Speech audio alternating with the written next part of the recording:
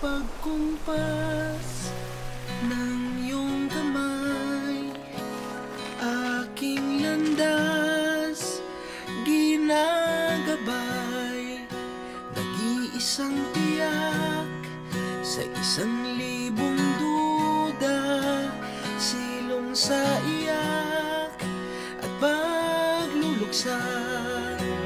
Kung puso ko ay imamapa, ikaw ang dulo, gitna't simula. Kapit ka ba? Nahanap din Yet with God, nothing is impossible.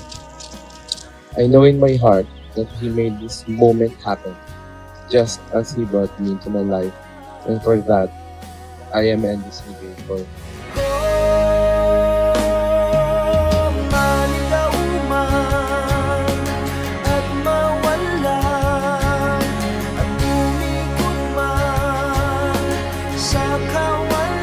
Siniram ang photographer. Siniram niya yung Lumix. Mamaya siya daw gagamit niya. So, sige, ikaw gumamit. ikaw lamang ang kasagutan.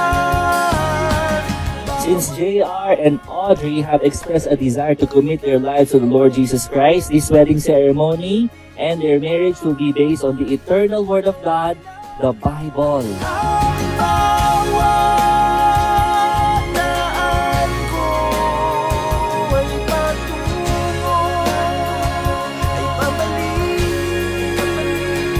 sa iyo.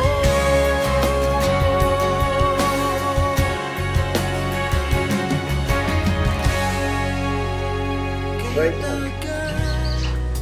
tagal ng lumulong. It's really my opportunity and privilege to be officiating this wedding ceremony, this wedding for JR and Audrey. At talaga namang hindi lang pinagtagpo, pinagtadhana. Bata pa lang, no? 11 years plus 15, tama? O yan, childhood with love, childhood sweethearts talaga sila. Hagak ko ng pagtataka. You and our children are my greatest blessings. The reason I strive to be better every day. From the very beginning, you have been my source of strength, my constant support, and my greatest love.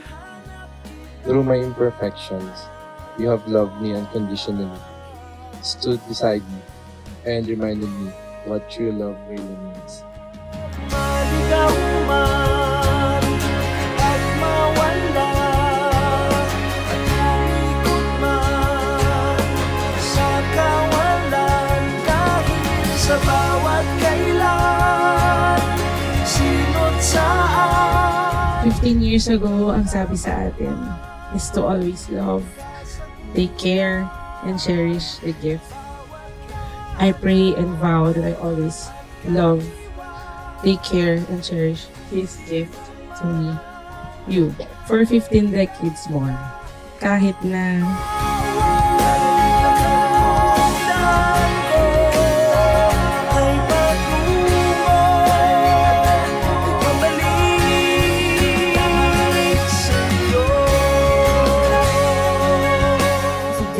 Di ba yun ang sabihin na antipatiko at suplado ng mga babae sa paligid niya? Basta si Audrey Miss Universe ang buhay niya.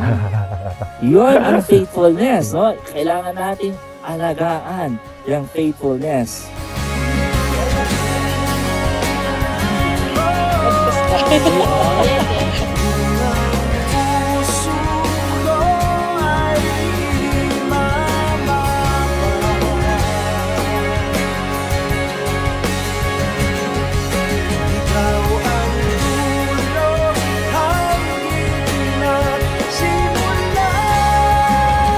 Bakit natin kailangan maglagay ng kondisyon? Kasi ang modelo natin, si Lord Jesus Christ, minahal niya tayo ng walang kondisyon.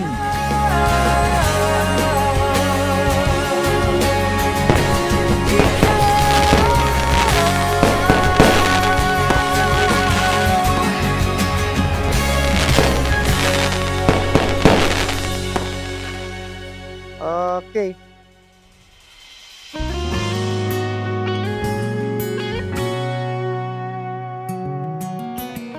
Marriage is is something that God instituted. We can see from the Bible that it was God who instituted marriage.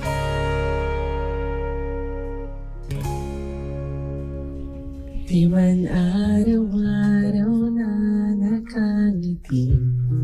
Yeah. At ilang beses na rin tayong humihindi. Di na mabilang ang ating mga tampuhan. Wow.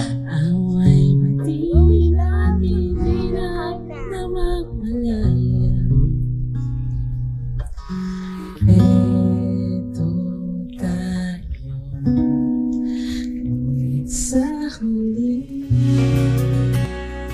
Palagi babalik pa rin sa yakap mo hanggang sa huli. Palagi Sabi ko, ang tagal ng bride. pipiliin kong maging sa'yo. Ulit-ulitin man, nais kong malaman. Iyo ako palagi.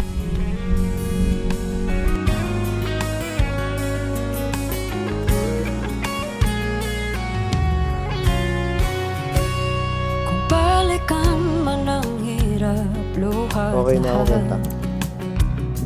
ikaw ang paborito kong desisyon na pag napaligiran ng Si Audrey, pag tinanong ka, JR, nasaan ka na? Saan ka na? Hindi ka pinupulis. Namimiss ka na. Gusto ka Yun. na makauwi. Yun. Yun. Okay. Ito tayo. Sa huli, I thank the Lord for giving you to me, babe. I don't deserve all His love, God's love, but He made sure He gave the best for me.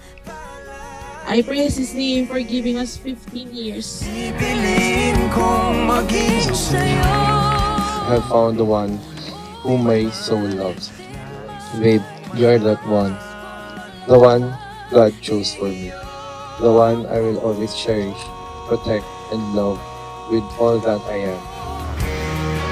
Sa pagdating ng ating pilak at ginto, Diamante may abutin, ikaw pa rin aking bituin, nagtatangi kong dalangin hanggang sa huling sigaw. JR, will you continue to have Audrey as your wife and continue to live in this happy and loving marriage? I will. sa huli. Palagi.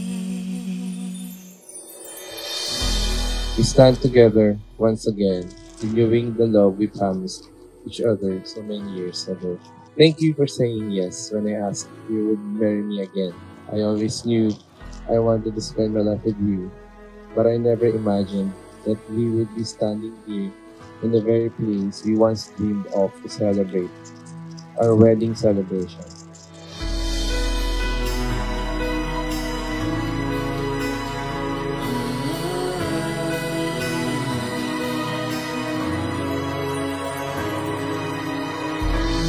Ito na ating Help me wear my barong. Okay? Alright? Downstairs. You can do it. You can help me.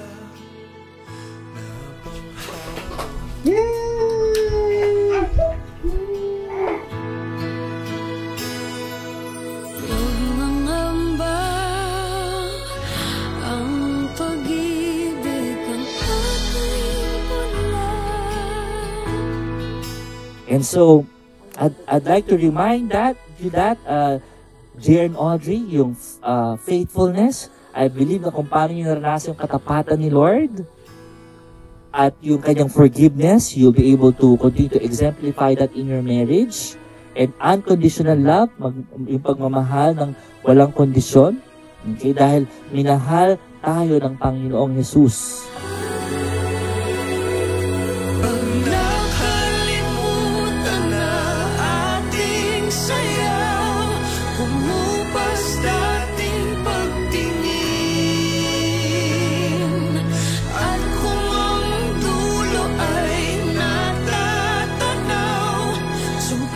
declare that Jesus Christ is Lord over their marriage, protect them from anything, their marriage, from anything that will weigh down their marriage, anything that will break it or separate them, Lord God. They will always be one in Christ, Lord. Kung maliligaw, ikaw ang linaw, di ka bibitawan. Sa sigwa o araw, dilim mo bughaw, ikaw ang sigaw.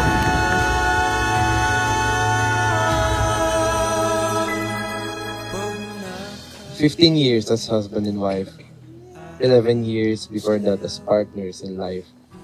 We've had our share of challenges, struggles, and misunderstandings. But with God at the center of our marriage, we have faced them all, and we always will.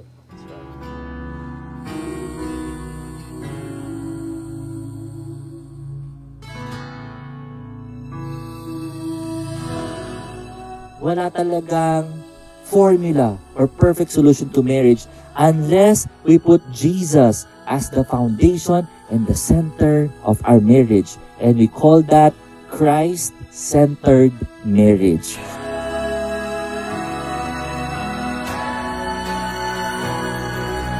Tayo ay babalik, babalik. Tayo ay babalik, babalik. Tayo ay babalik, babalik. Sa simula.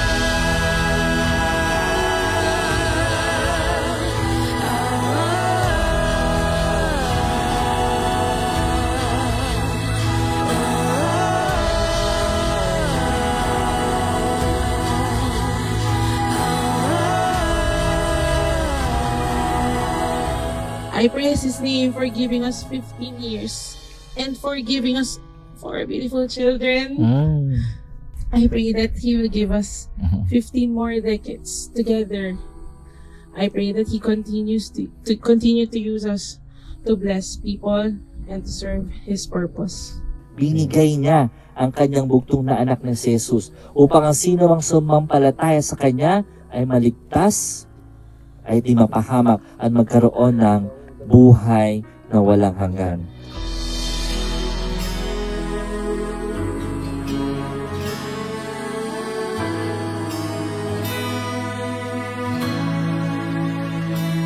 Audrey, do you reaffirm your love for him, and will you love, honor, and cherish him in sickness and in health, for richer or poorer, for better, for worse, and forsaking all others, be faithful to him for as long as you both shall live?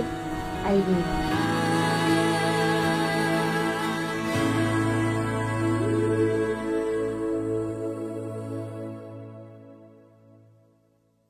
Sa simula.